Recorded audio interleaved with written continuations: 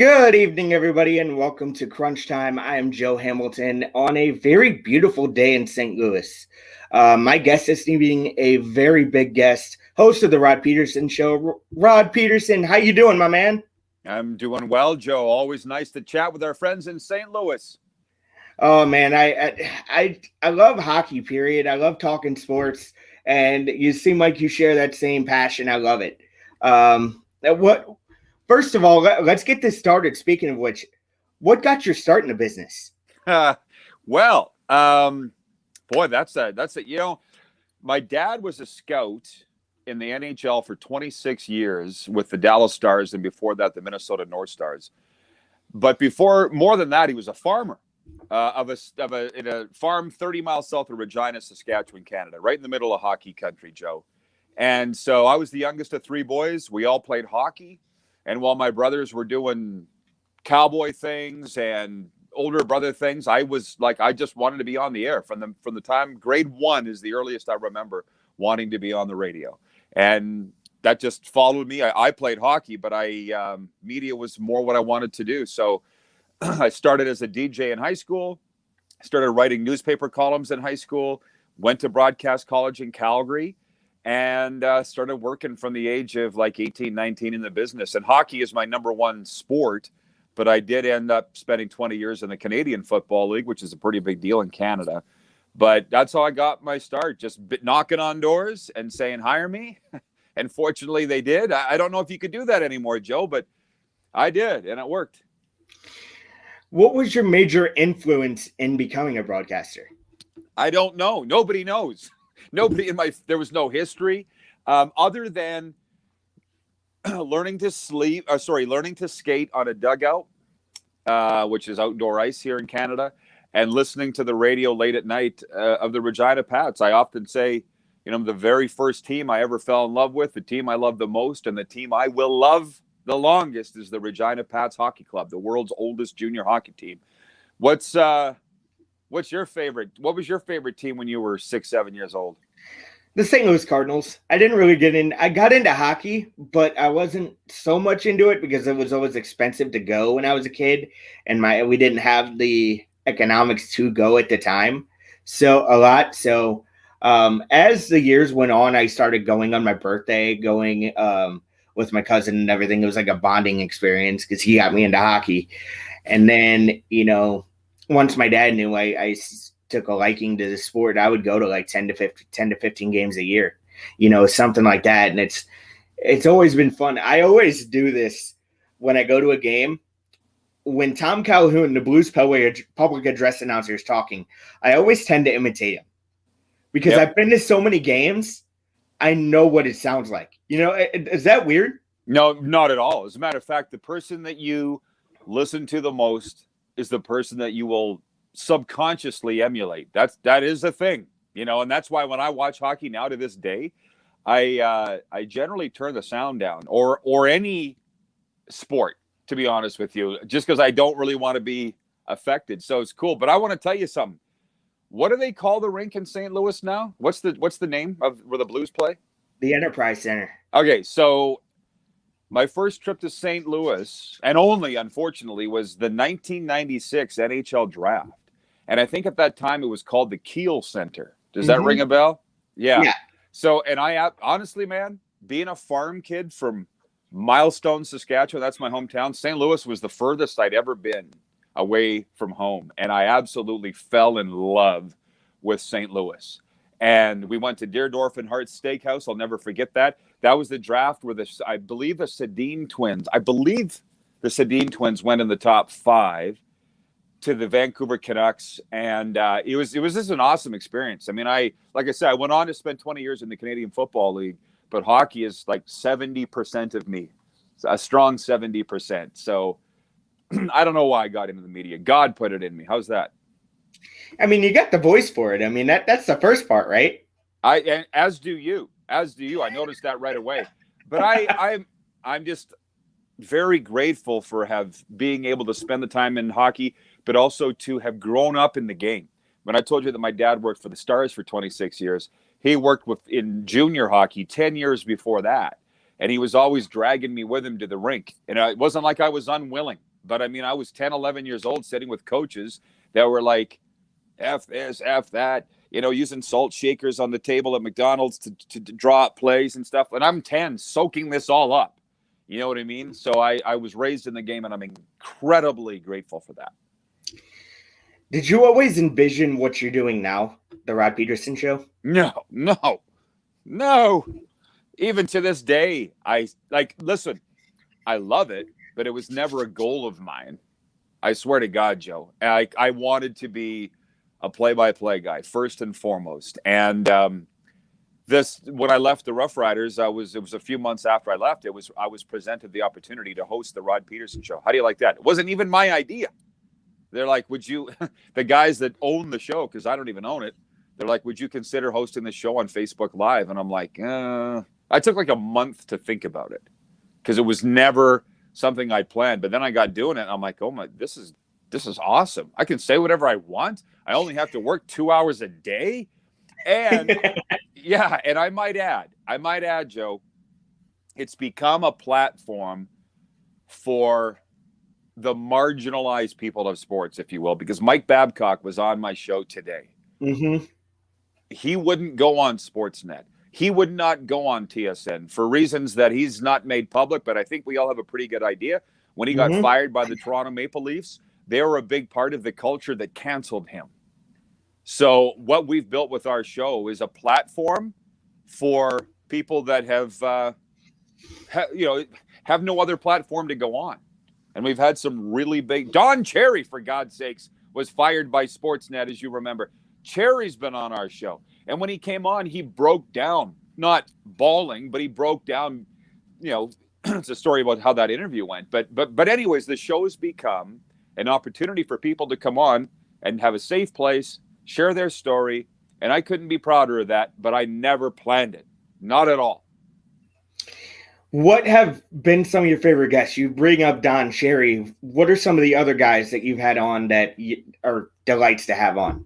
Well, listen, you're in this gig. I mean, like what I love is you get out of bed every day and you have no idea what's coming, right? So we've had, like, I'll be honest, Gus Farad is a huge name in NFL circles, and he's become a regular on our show. Gus and I have gotten to be good friends. I know he's not the biggest name, but he's a pretty big name, and Don Cherry. And if you're a hockey guy, Joe, you must be familiar with Spit and Chicklets. I mean, we had Paul Bissonnette on. I got to know him. A friend of mine owned the Arizona Coyotes for a period of time, so I was in Arizona a lot and got to know Biznasty. And it's funny because how old are you, if you don't mind me asking? How old I'm 27. 27. Okay, so we had a big debate. Who was the biggest guest we ever had? Don Cherry or Biznasty? And basically anybody under the age of 30 said Biznasty, and anybody over the age of 30 said Don Cherry. It's sad because I would have said Don Cherry. Well, hey, there's no right or wrong answer, but I said the winners are us because we had them both, and Mike Babcock today probably was as big. I would say Don Cherry's the biggest, but I don't know, man. A lot of Hall of Famers. Theoren Fleury is another marginalized guy who's become a good friend of mine because he's 13 years sober, going on 14 years. I'm 6 years sober. We have a similar recovery story. But Theoren Fleury has been almost barred from the Hockey Hall of Fame because of his addictions issues and a bad past. And here's a guy that's come on our show and told his story with regards to that and how it bothers him that he's not in the Hockey Hall of Fame. Because, Joe, he has the credentials. He's got a Stanley Cup of the Flames. He's got an Olympic gold medal with Team Canada. He's over a point-a-game guy. And he's kind of shunned from the hockey world because of the way he lived his life when he was active in his addiction. So, again, it's the ability to morph, just bring on sports personalities that you don't see on the major networks for political reasons or whatever reasons theirs are. We give them a platform. Yeah, that's awesome. You always want to give everybody a platform. And when it comes to Fleury's story, now that you bring that up, it almost reminds me of like a Pete Rose type of thing where, like, do you see the comparisons there? Oh, absolutely. Well, we're talking about two guys that can't get out into the Hall of Fame and statistically deserve to be there. Yeah. And the other thing, Joe, is, I mean, in the corporate broadcasting world, you have to be really careful of what you say for a myriad of reasons. You may upset your boss. You may upset your sponsors. Shoot, you might upset your listeners. So you just have to be really careful what you say. With our show, all of our sponsors back what we say. You can't cancel me. You can't, because we do own the show. And anyways, in the case of Fleury, I went off on this huge rant. I said, the difference between Pete Rose and Theoren Fleury is this. Theoren Fleury was sexually abused as a minor by his hockey coach hundreds of times. Why do you think he became an alcoholic and a drug addict? Right? It wasn't until years later that he was forced to make a change in his life, and then he did. So I'm like, he's admitted all of his sins. Pete Rose still won't admit that he gambled on baseball. That's the difference there. I don't know Pete Rose, but I know Theoren Fleury very well.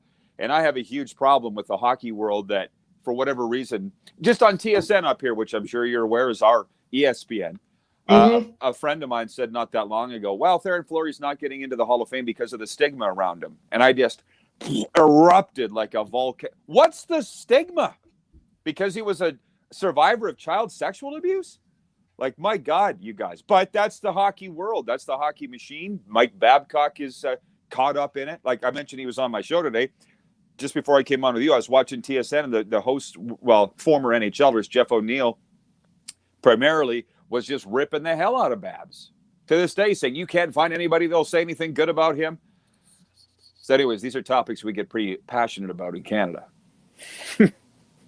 Yeah, I totally get that. And I was kind of shocked when NBC fired Mike Milbury and hired Mike Babcock because of everything that was said and everything. But, you know, I guess there's a backstory to everything, right? Yeah. Well, the one with Milbury was fairly public. You know, like, yeah, you know, he's talking about the bubble where the guys are playing better because they don't have their wives around to distract him, which frankly isn't that bad, but I can see where people would be offended by that. And I could see where NBC is like, we don't want to be aligned with somebody that has that take about women. I don't think Milbury, you know, meant as an anti-feminist comment. But I mean, how smart is the guy? Like, he tweeted from, you probably saw it, after a game, he was walking out of the rink in Toronto in the playoffs last year, took a picture of the CN Tower, to put a picture on Twitter and said, whoa, the views of the Space Needle never get old. We're like, Mike, the Space Needle's in Seattle. Where do you think you are? You know what I mean? So I'm like, so maybe the guy isn't that bright, you know? So obviously, NBC probably, I think, Joe, had enough complaints about him that it was simply time to move on. You brought up being a play-by-play guy. What was so attractive to you to become a play-by-play voice for Canadian sports? Well, I feel like flipping this on you and asking you the same question. But for me, it was the travel. It was the excitement of the game because I just loved hockey so much. Being around the players and the coaches, all of that. I couldn't get enough of it. It's addicting. But over time, that's why now with my show, I'm not really jumping over people to get a play-by-play job again, because it's changed. It's totally changed. In some cases, the team doesn't want the broadcasters traveling with them. Some teams have had those policies for years. Now in the COVID world, guys are calling games off monitors. You're not even in the facility. So for me, it's the vibe in the building, the excitement of the game, the travel, seeing cool towns. I've been all over this continent because of play-by-play, and that all of those things. Does that answer your question? Yeah, that answers my question. And, you know, a lot of guys in the play-by-play world are idols of mine, especially in Canada. One of them being Jim Houston, because literally I grew up, just a little backstory about me. I grew up and I was playing the old NHL video games, the EA NHL video games. It'd be him and Craig Simpson. And it would just, like, it got me into the game because of that voice. Yeah. That one, I think he has the best voice in hockey. Besides Doc Emmerich, he has the best voice in hockey in my mind. But see, there you go with play-by-play, because it's always a subjective thing. And I was watching the Carolina game the other night, and they got a new announcer. I think this is his first year, and I'm like, dang, he's got a good voice. Now with not a lot of hockey going on in Canada, TSN's picking up a lot of NCAA hockey. And I'm like, holy smokes, these guys are great. You know, like there's a lot of great hockey announcers, right? Guys that are NHL quality doing college hockey and junior. I mean, Jim Houston, I've never probably officially met him. I've certainly been around him multiple times. He's not my favorite. He's great. And I'm with you. I played enough NHL on, back on my PSP. I always think, hang on, folks, this could get a little hairy tonight. Remember that? I think about it all the time because Jim Houston said that. And Simpson was his partner. Obviously, if you're acquainted with Canadian play-by-play guys, then Bob Cole would be no stranger to you, right? Bob Cole, or maybe he is. I don't know. Do you know who Bob Cole is? Yeah, a little bit. The most Canadian hockey I've seen, like the most Canadian team hockey I've seen, are when the Blues are playing a Canadian team, or Hockey Night in Canada when it's shown on the NHL Network on Saturdays. Yeah. That's the most I get, and it pains me too because I'd love to watch. Especially this year, you have so much great hockey. We'll get to that later, but it's just I wish there was more accessibility, but that's just me.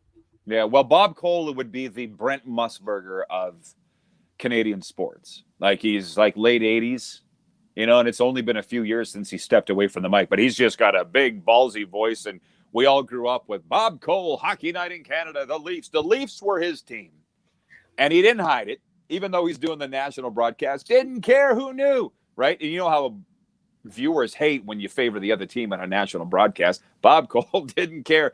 And these are a little before your time, but there was a guy that called the Montreal Canadiens games, Dick Irvin, on Hockey Night in Canada. And he was staunchly a Montreal Canadiens fan. So when those two played in the playoffs, Bob would be doing play-by-play and Dick Irvin would be doing color. And we used to laugh that they were ripping off their suit coats and had Habs and Leafs jerseys on and were like duking it out in the intermission. That's how passionate they were about their teams. And we all loved it. So people have called me in the hockey world, they've called me a young Bob Cole, that my delivery is like Bob Cole's. And I'm like, well, I'm sure it is. That's all I watched growing up as a kid. Back to what you said with it rubbing off on you. But the Blues had a guy, Ken Wilson. Was that the guy? Oh, baby. He was a stud, man. Stud. I think he's as good as there is to me. I don't even know where he is now or what he's doing. He is a stud. Yeah, he is an absolute stud. I would have to agree with that. How difficult has it been? Let's talk about the pandemic. How difficult has it been over the last year with limited sports? Well, the 4 months this summer was absolutely horrible. And, you know, the other side of my story that we won't get into tonight, but I work as a recovery coach for people with mental health and substance abuse issues. And I got to tell you, my phone was ringing off the hook. And a lot of times people get into trouble with substances because they're bored. And there was nothing going on. As far as doing our sports talk show with no sports, we managed. But once the NHL dropped the puck on August the 1st, you had a very happy country here. And the big, we only have 8 months of good weather. So a lot of people were upset that we were playing Stanley Cup playoffs in August and September. I'm like, who cares, man? I'm inside watching, and it's like 90 degrees outside. We don't care. Anyways, to answer your question, there has been NHL hockey for most of the pandemic, right? So we've been able to watch a plethora of games. The problem is the junior hockey has not played in almost a year. And that has not only hurt the fans, it's really hurt the players, the staffs, the coaches. And that's just hockey. I mean, there's been virtually no sports in Canada in the pandemic. So think about that for a second.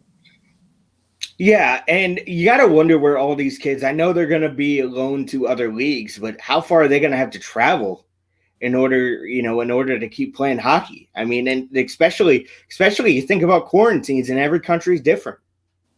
I know. And actually, this is the topic that's come up. I don't know. Obviously, we talked with Theo earlier, so you've obviously got some Canadian friends. The approach to the pandemic has been 180 degrees different in Canada than it has been in America. So there's a lot of top-end junior players going to the States to play all over the United States Hockey League and North American Hockey League. And my niece is going to play at Robert Morris University in Pittsburgh in September. Like, she's in grade 12 right now, and she's going to be playing NCAA hockey in September. You have to leave Canada, is my point, to play. And that's only the great top end athletes. Why should they be the only ones that are allowed to leave the country? Everybody should be able to play. And that's not the case. So when the Western Hockey League announced, the league in which the Pats play in here, the top major junior league in the country, when they announced that they were playing, there have been kids picketing with signs saying, "Why can't I play?" Little boys and girls. Pretty heartbreaking to see that. It really is. I mean, especially for these kids who live, breathe, eat, sleep hockey. I mean, not just hockey. We talk about, these kids being loaned on different hockey leagues. I mean, lacrosse wasn't played. You had different other sports not played. The CFL didn't play last year. I mean, how do those guys stay in shape? I mean, there has to be a regimen, right? Well, they're staying in shape as well as they can. I mean, consider this too. I don't mean to flip these questions back on you, but I'm just interested. How open is St. Louis?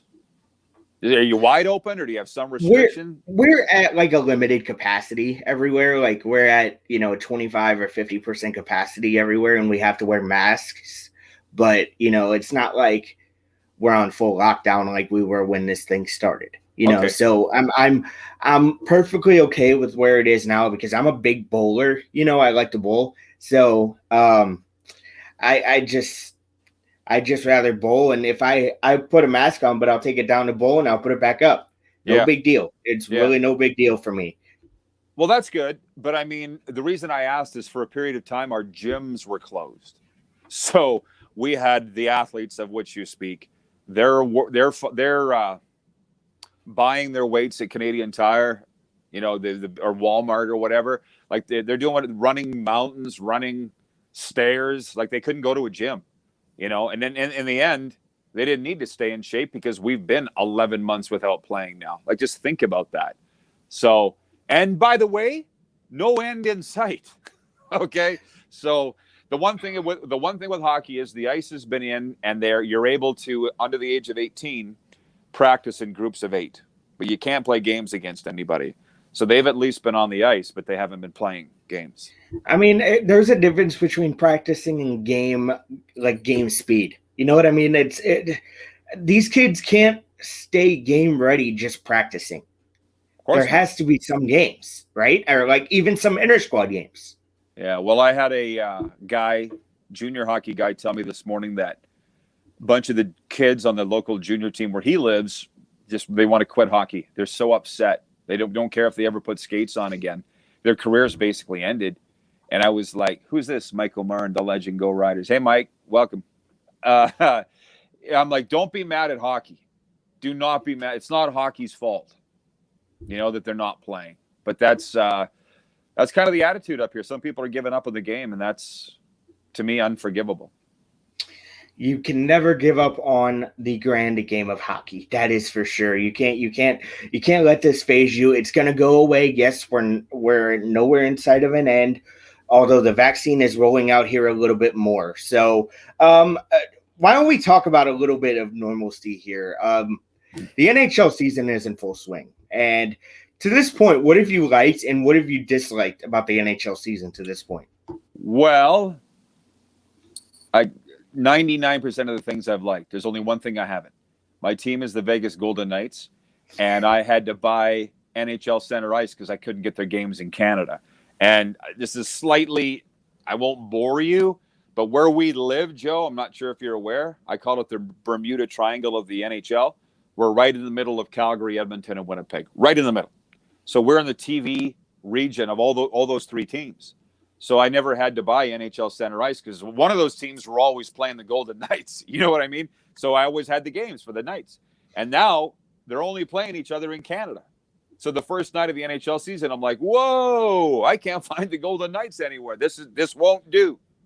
So it was not a lot of money, I didn't think, to pay $189 to get all the Golden Knights games, not to mention every other NHL game. So that's the one. Broadcast got a lot of people upset in Canada because they can't get all the games if they don't buy center ice. That's one thing. But as far as the hockey goes, the hockey's been great. And I found that Valentine's Day basically was when to use a farm term, the wheat separated from the chaff, the cream rose to the top. Like in Canada, you've got some upper echelon teams for sure. The Leafs Montreal was up there for a while. They've sputtered a little bit. They got a big game tonight against Ottawa, but I think Montreal is going to be fine. Winnipeg has kind of cemented themselves in third for now. I really only watch the Canadian division and the Golden Knights. But if there's no games on in Canada, then I will flick and watch. I think I've watched just about every team here. We're like 21, 22 nights into this. So I think the hockey's been great. And it doesn't bother me one bit. There's no crowds to watch. How about you? It doesn't bother me one bit. It just seems eerie a little bit, especially how certain teams that do have fans in the stands, from what I've heard, it's really strict. You have to have an N95 mask on, not just any mask, an N95, and you can only take it down to take a bite of something. Then you have to put it up to chew. So it's really interesting, and they're piping in all the crowd noise. Yeah. So there's no real crowd noise going on. So it's got to be odd for people that are going. That's for sure. You mentioned the Toronto Maple Leafs. Did you see teams like the Maple Leafs and Hurricanes leading their respective divisions to this point? Yes and no, or I should say no and yes. Toronto, all the pundits had Toronto picked to finish first, and I laughed. The basis for them was they said they're the most talented team in the NHL, and that's probably the case. I've kind of flipped, Joe, and said, if you guys are going to be that good, because I didn't go along with it, they're proving that they are that good, you'd better win the Stanley Cup now, right? Because it doesn't mean anything to win the regular season. You'd better show up in the playoffs. Yesterday was the one-year anniversary of those same Leafs losing to a Zamboni driver. You know the story, David Ayres. So this team that's supposed to be number one in Canada lost to a Zamboni driver last year. So let's just put that out there. And then they lost to the Columbus Blue Jackets in a play-in round best of 5. So, no, I wasn't sold on the Leafs. But they're proving it right now, and they look very good. In the case of Carolina, nothing surprises me with them, only because of their head coach, Rod Brindamore, who he burst onto the hockey world at Notre Dame College, which is 20 miles south of where I'm sitting right now. And I've known Brindamore, known of him since then, and he's a winner at everything that he does.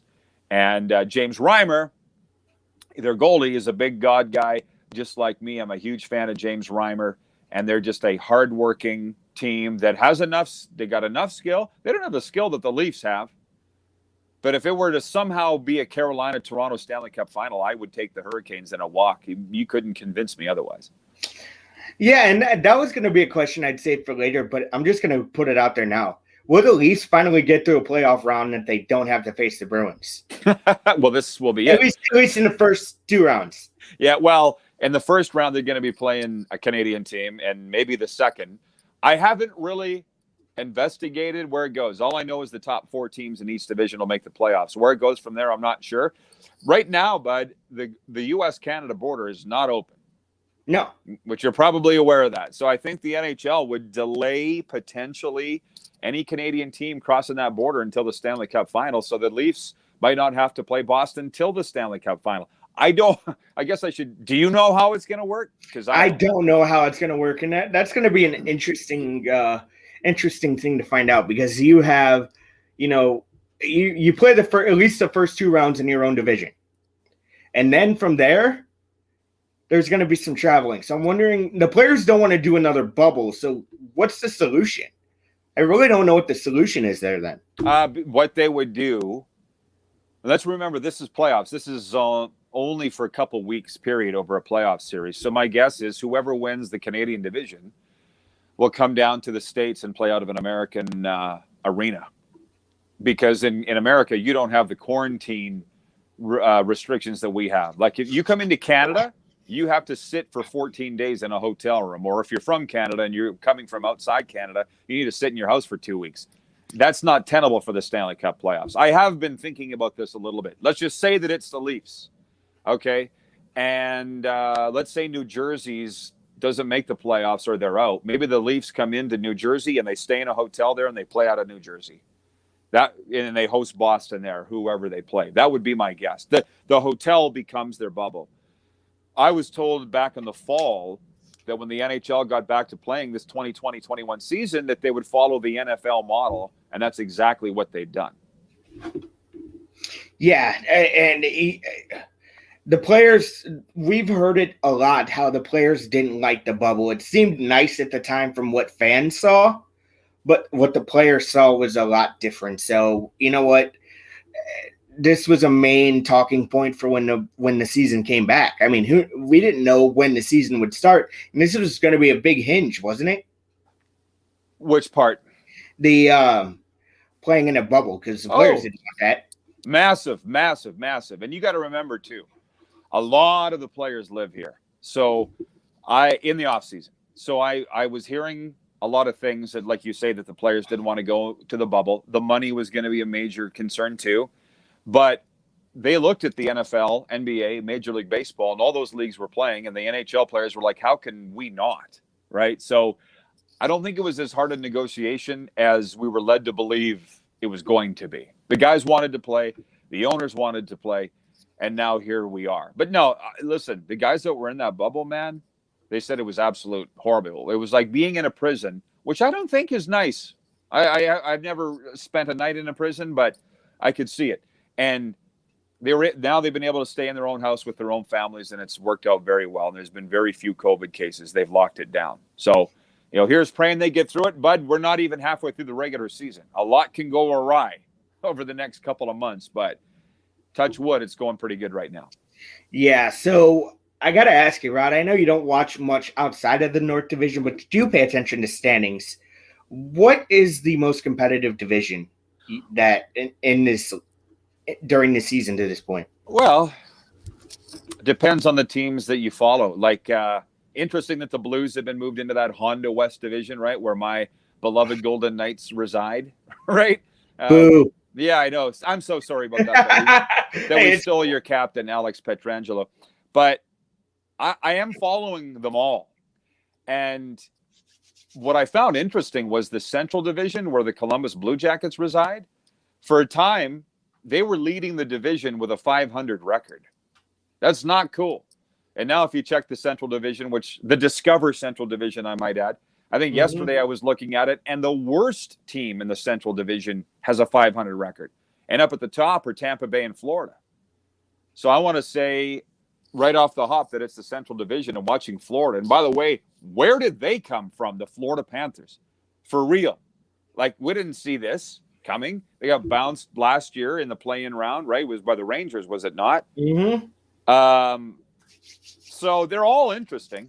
And that Mass Mutual East Division, every time I see Caps Rangers, Caps Pens, like I just salivate. Like those are marquee matchups every night. So I think all the divisions are good. I will say I gotta say the Canadian Scotia North Division is the most interesting because the standings flip on a nightly basis. But they're all good.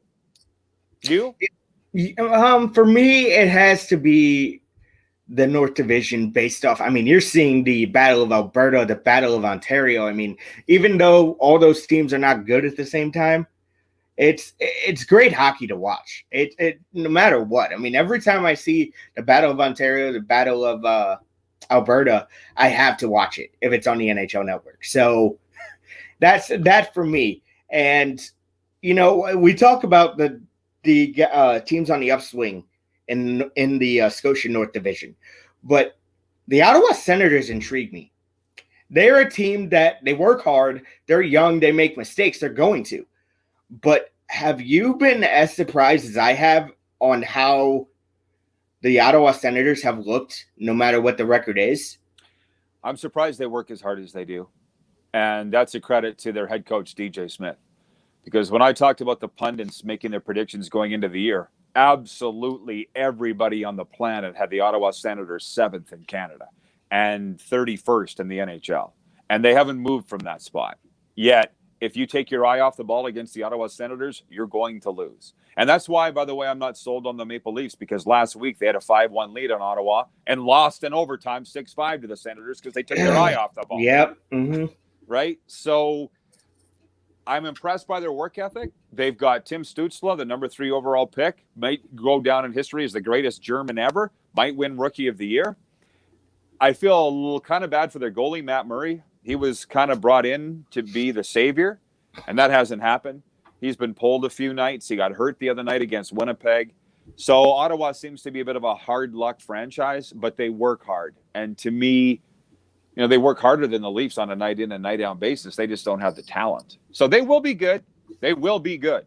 And Brady Tkachuk, of course, I went on a long rant on my show last week about him and his brother Matthew being what we call in hockey spot pickers, which is they pick their spot to take a cheap shot on an unsuspecting opponent. And I said their dad never played that way. Keith Tkachuk never played dirty and wasn't a spot picker.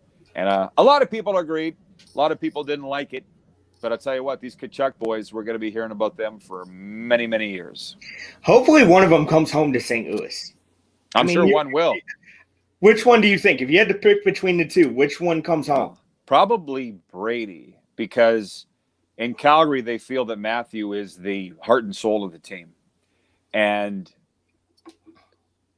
that comes with another interesting set of circumstances, because they say there's a culture problem in Calgary, and I think that there is. But I could see Brady leaving, just getting tired of losing. I'm just not sure Ottawa would let him go, because he will be the focal point of the rebuild of what they're trying to do there. All right. So as you know, I'm a Blues fan and I'm a Toronto Maple Leafs fan. What's wrong with being both? I remember commenting on your show, basically saying I'm a Blues and Toronto Maple Leafs fan, and you say, I'm sorry. Like literally right away, sorry. What's so wrong with that? I mean, the Blues No. recently.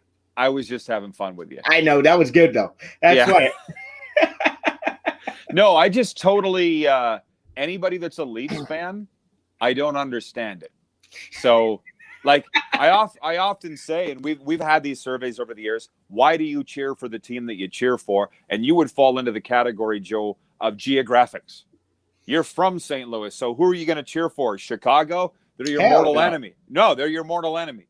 So you check that box of geographics. For the Leafs, who haven't won since the era of color television, haven't won since the era of the molded plastic blade of skate, why do they have fans? And I kind of say that tongue in cheek, but I also really wonder, because they haven't been real good forever. And it's all guys around your age that are Leafs fans. And I asked them, why are you Leaf fans? And they say, because they've been on my TV every Saturday night my entire life, right? It's just been crammed into their head. And I'm like, okay, fine. Because my favorite team is Vegas. My second team is the Edmonton Oilers. My third team is the Arizona Coyotes. The fourth team is the Winnipeg Jets. I've got them all ranked, my friend, for various different reasons. But does that explain you? I chastise you because I have no idea why anybody your age would cheer for the Leafs. Well, and part of it for me has to do with, of course, watching them every Saturday on the NHL Network when they would show Leafs games and Jim Houston would be announcing those. And on top of that, their goal song. I mean, that's like one of my favorite songs, man. I don't even remember it. What is it? Their goal song, You Make My Dreams Come True by Hall & Oates. Right. That's pretty good. That's pretty good. I mean, it's perfect because they're all kids. And that song just makes me feel like a kid again. You know what I mean? Yeah. I love that song. But no, there are teams that I can't stand. And there's another team I want to talk about. Why is anybody ever a Montreal Canadiens fan? Because it's for me, people say Leafs fans are the most like in your face about it and the most annoying. Where does Montreal enter on that list?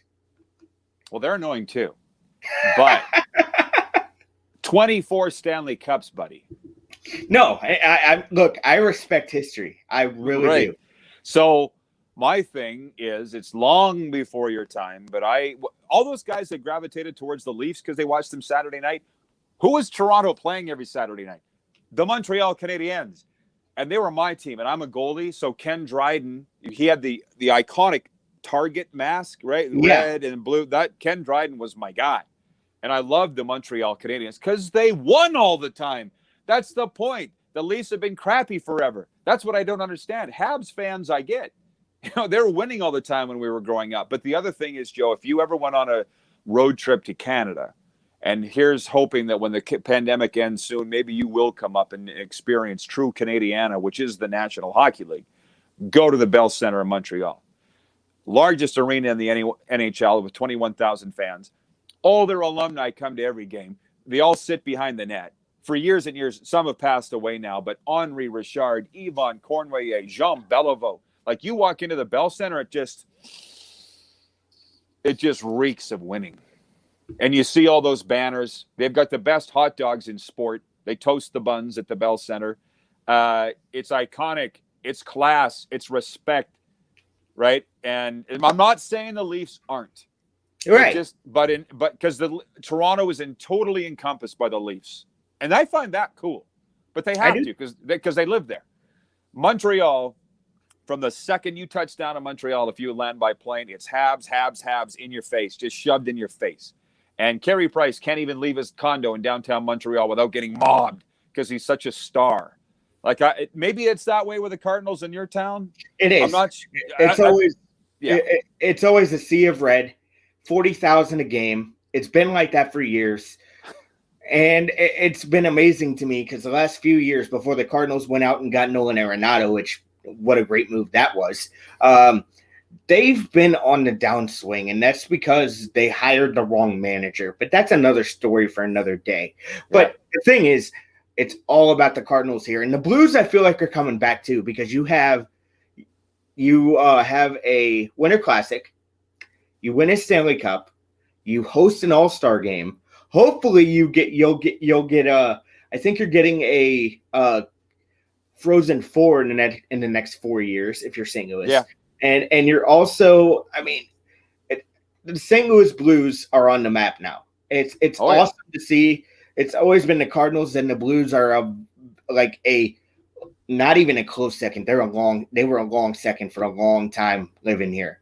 I grew up in the lean years of the St. Louis Blues. You remember coming out of the lockout, how bad that team was? That's when I started going to games, when tickets were like $5. Yeah. Well, I got to tell you something. With those Blues, what year were you born in? 93. 93. So you December would not, you'd have been a toddler running around when Grant Fuhr was wearing that red retro reverse jersey, and Gretzky too, right? I had a lot of great friends that have played for the St. Louis Blues, man. The Sutter family. And so I got a huge affection for St. Louis. But let's remember, when they won the Stanley Cup 2 years ago, Tyler Bozak, Braden Shen, and Jaden Schwartz are all from here, right? As you know. Mm-hmm. And NHL Radio called me and did an interview on satellite. And they're like, hey, if the Blues win the Stanley Cup, they're going to bring the Stanley Cup back to Saskatchewan. When's the last time the Stanley Cup's been in Saskatchewan? I'm like, comes every summer, dude. Every NHL team has at least one Saskatchewan guy on it, you know. But it was special to have 3 Saskatchewan players on the St. Louis Blues. For instance, we have baseball here, Joe, but it's not anywhere near hockey. We've had 3 baseball players in the history of this province go play in the majors. 3 of them. I won't even name them because you wouldn't have heard them. We've got 3 guys on one line with the Blues. You know, that's how big hockey is here. Okay. So I just wanted to point that out. And the Blues almost moved here. And I talked to Theo about that, and Theo basically said that was a myth. No. Go into that story a little bit, because I've heard about it and watched about it a little bit, but I want to hear it from you. Theo should know better. Maybe he's just not old enough. But my dad, being the hockey man that he was like right on board. This was early 80s, maybe about 82. But they built a rink in Saskatoon, which still stands to this day. I'm pointing at it. A 15,100 seat arena was for the Blues in the 80s. Like, they were that close. And I don't know why they didn't move, but there was a really rich guy in Saskatoon by the name of Bill Hunter, Wild Bill Hunter. And he made a deal to buy the Blues, and it was happening. And they had all this merchandise. People were wearing it around the province, T-shirts and hats that said Saskatoon singing the Blues, with that same logo that's on your head right now. It said on the Blues note, Saskatoon singing the Blues. They were coming, and they were building a rink, right? And I don't know what the deal was in St. Louis, why the owner of the Blues, I think his name was Harry Ornest, I think, was fighting with the city or the guys that owned the rink or whatever. But they were bringing their training camps out of Regina, which is the city that I live in. We're 2 hours from Saskatoon. So Brian Sutter was on those Blues teams, and I've talked to Brian about it. They have their training camp here every year for like 3 years. Wow. So yeah, there are a lot of Blues fans here because of that, because they remember going to those games. That's the first place I ever watched Wayne Gretzky. Was the Oilers played the St. Louis Blues here in the Kern Arena where the Pats play. So, anyways, it was happening. The whole province believed it was happening, and then at the last minute, you're going to want to go Google this tonight, but I think it was Harry Ornest just pulled the string, and the Blues played in St. Louis, and the million people that live here were so massively let down. They still talk about it. Yeah, it was almost sad. I mean, you know, I live in a place where 2 football teams were taken away. I couldn't handle a hockey team being taken, not being here. You know, just watching the game. You're on pins and needles being at the game because you don't want to miss anything. You know, I would be so mad when I would miss 5 minutes to go to the bathroom because I'd missed something. Yeah. So, Rod, what is your favorite hockey memory? If you had to go back deep, what is your favorite hockey memory? As a fan, or that I participated in? As a fan. 1999, Brett Hulse, skate in the crease, Stanley Cup final against the Buffalo Sabres in Game 6. Sorry. People talk about that play, Rod. People talk about that play as that goal shouldn't have counted. It was in the rules, buddy. It was in the rules. And my dad was working for the Stars at the time. I was the biggest Dallas Stars fan in the world because of my dad. And Mike Modano to this day is my favorite player. But the rule states that if you can have a skate in the crease if you're not interfering with the goalie, period. I don't think that I could convince Lindy Ruff of that to this day. But that's the way at the time, and we're talking about 22 years ago, that's the way the NHL explained it at the time. As a matter of fact, they put it on TV. They highlighted the rule in the book. If the skater does not interfere with the goalie, you can have a skate in the crease, period. So there's your explanation on that. Yeah, that's a crazy rule. I don't like the rule, to be honest with you. So, who is Rod Peterson outside of your show? Who is Rod Peterson? Ooh. I don't want to take up too much of your time, but as I said, a farm kid, youngest of 3 boys, now a father of 3 girls, person in recovery, 6 years sober after facing an intervention, became a sober coach, recovery coach 2 years into that, and now I do interventions. And sports to me, Joe, is just a sideline that's fun. I want to do it for fun because I was just thinking about this last night. I'm very lucky. God gave me a gift of helping people that are struggling, and that's the greatest thing that I've ever done. So calling hockey and football games, I think I have gifts there too. But if you've ever been in a position where you help somebody change their life and find the road out of the struggles they're in, that feels better than anything you could ever do in sports. So I do that with the other time that I'm not doing with my show. So I think I encapsulated that in 60 seconds or less. Tells you a lot. Yeah, it really does, and that's awesome, Rod.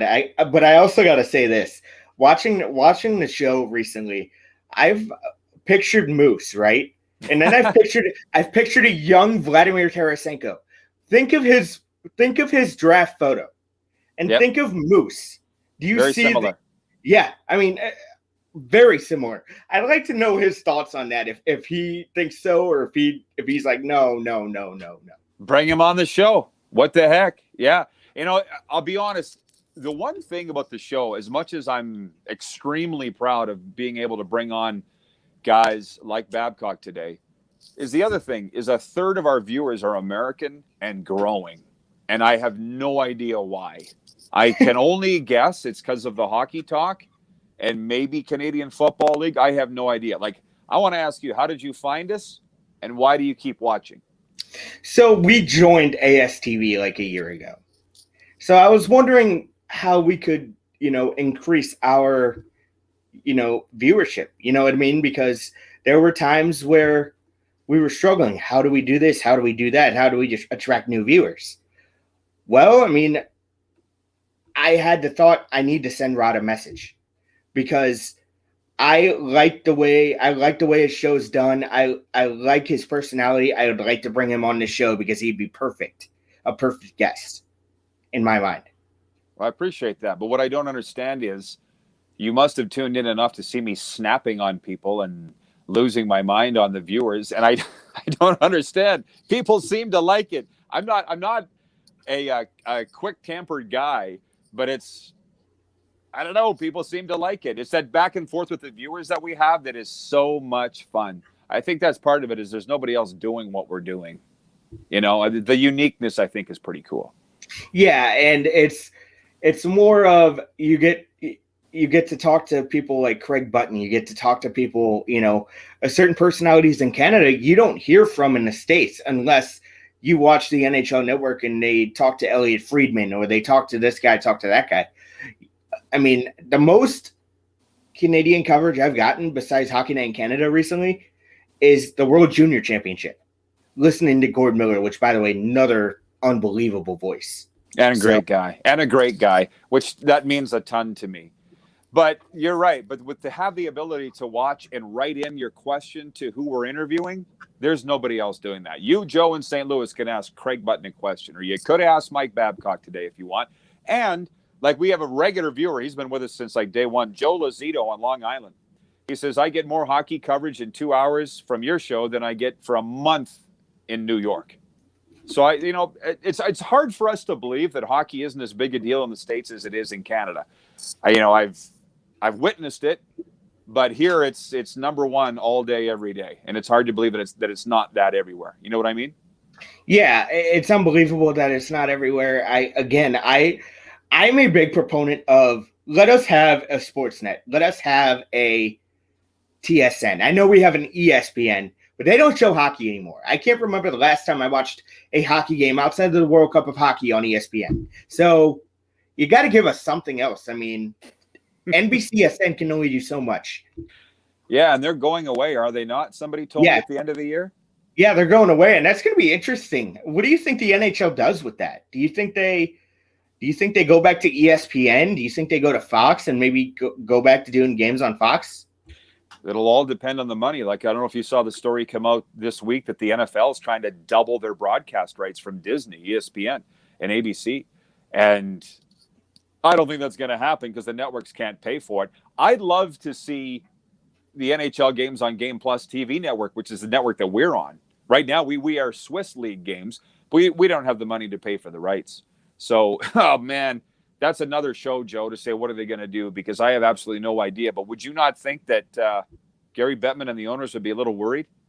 Because if TV goes away, everything goes away financially for the National Hockey League. And because there's always going to be an appetite for the NFL in America, right? In Major League Baseball. Look at the city that you live in. This is a serious thing for the NHL. Yeah, it's a very serious thing for the NHL. And I thought when they brought back the World Cup of Hockey and it was on ESPN, I thought that opened the door to bring back the NHL. I guess not. No. And again, like the other day, I watch ESPN Get Up every morning. And my wife's working from home during the pandemic. So every day she hears me, she eavesdrops on me listening to Mike Greenberg and those guys.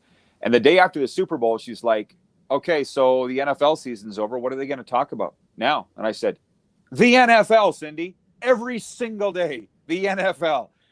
Obviously, I told you hockey is my number one sport, but I watch Get Up because I'm entertained by those guys. But I don't ever expect that they're going to talk hockey. So, and the other interesting thing is the NHL Network isn't even available in Canada. So to say what they should do or what they will do, I have no answer for you because it's so screwed up, Joe. It doesn't make any sense the way it is right now.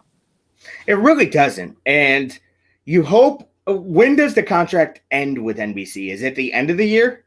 Oh, I have no idea. I know the one with Sportsnet that they signed in Canada was 2014 and it went for like 12 years. So in Canada, we're covered. We're fine. I have no idea what it is in the States. I'm sure you could Google it. Yeah, I'll have to Google that. But Rod, before we let you go, man, go ahead, plug away. I'm sure most people that know you know what you do, but go ahead. Well, I appreciate it. Just the Rod Peterson Show every day live on YouTube and Facebook. Just type in the search Rod Peterson Show. It'll come up. And we're also on Game Plus TV Network, wherever anybody's watching this ASTV broadcast right now. We're on Game Plus TV across all 10 provinces and 31 states. So ask your cable provider if Game Plus is available and to get it. And if it's not, switch cable providers. So we're on TV and digital every day. Well, Rod, thank you so much, man. I appreciate this. Hopefully we can do this again. Oh, absolutely. And you better be commenting on my show, Joe. I appreciate your takes. I will be, because I think this is going to be a good relationship going forward, man. It is, absolutely. So for Rod Pedersen, I'm Joe Hamilton. Thank you guys for watching this. This has been a fun interview for me. I hope it's fun for you at home. Until tomorrow, I'm Joe Hamilton, signing off. Hey, give me a big smile, Joe. You still there? Yeah. I thought I lost you. I need to get a screenshot of us here.